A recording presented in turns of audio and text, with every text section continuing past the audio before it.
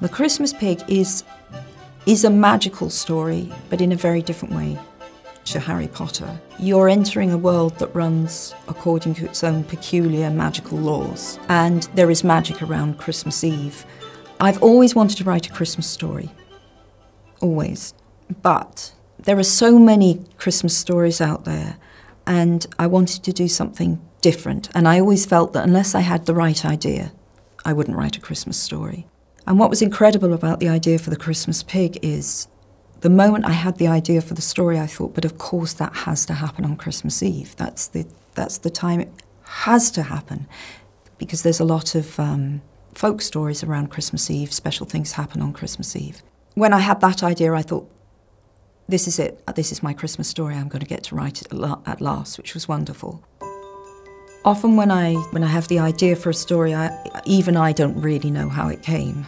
This story actually had a very concrete jumping off point, which was that my son David, when he was tiny, his beloved toy was a pig. Now that pig wasn't called the pig, as the pig is in the story. That's the name is my invention. So he had this grubby little pink pig, which he still has, but which was always getting lost, just like Jack in the story. He was constantly hiding this pig. And I became panicky that one day he was going to lose this pig for good.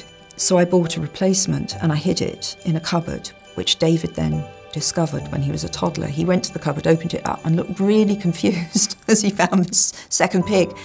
And then he told me this was his pig's brother and kept it. I kept thinking about what it would be like to be the replacement toy, this second pig, and out of that grew the story of the Christmas Pig. If I had to describe Jack, the hero, I would say he's brave, because he chooses to risk his life in this story. He's loving, he's very capable of love, not just towards his pig, but to other human beings. He's a loving boy. And I'd say he's a little bit lost. Things have happened to Jack that have made his world seem a little less stable. And that too is a big theme in the story, what being lost means. So I remember that in 2012 when I'd had the idea and our family was on holiday somewhere very hot. And while everyone else is on the beach or swimming, I'm under a big sunshade with a notebook, and I was starting to work out what the land of the lost would be like. The deeper into the land of the lost that Jack and the Christmas Pig go, the stranger things become. This is definitely a book that some children can read to themselves, no question, even quite young children. At the same time, I've always loved the idea that my books are being read aloud at bedtime. The Christmas Pig does lend itself, I think, particularly well to being read aloud to younger children.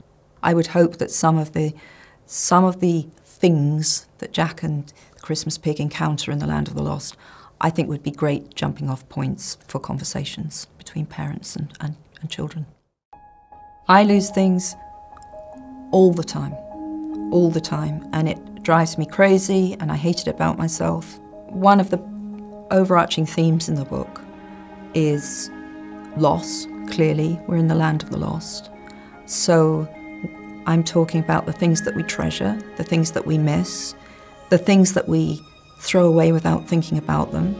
The big lesson, I suppose, of the book, or what I hope people would take from the book, is that loss is part of life, but it can open doors to other amazing, amazing things. So all is not lost when things are lost.